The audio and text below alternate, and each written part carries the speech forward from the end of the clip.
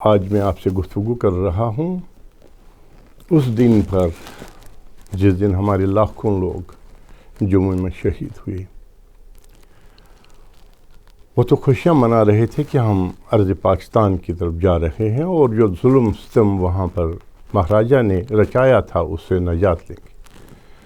لیکن جب وہاں ایک بڑے میدان میں لوگوں کو جمع کیا کہ آئیے آپ کو آپ پاکستان لے چلے جائیں گے، تو پورے پہاڑوں سے وہ جتھے آ کر ان پر انہیں گولیاں برسائی اور ایک جلنے والا باغ انہوں نے بنایا وہاں پر۔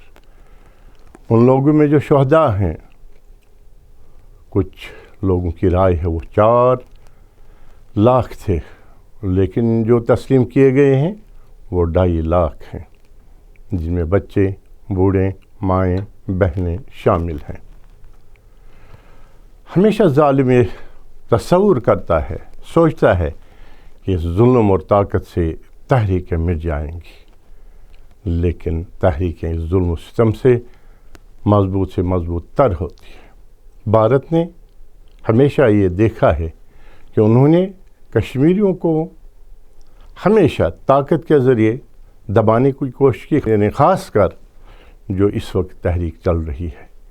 لیکن خود وہ جانتے ہیں، ان کے جنرال جانتے ہیں کہ وہ ناکام، بلکہ تسلیم بھی کیا ہے کہ طاقت کے ذریعے مسئلہ کشمیر کو حل نہیں کرتے ہیں، نہ یہ لوگ دبتے ہیں۔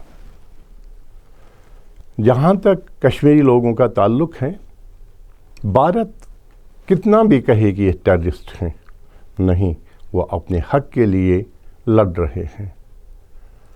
ان کے بارے میں، ان کی رائے معلوم کرنے کے بارے میں ہم دیکھ رہے ہیں UNO میں کے قراردادیں بھی ایک ثبوت ہے۔ UNO کی امن فوج جو کشمیر ہے، کیا یہ ثبوت نہیں ہے؟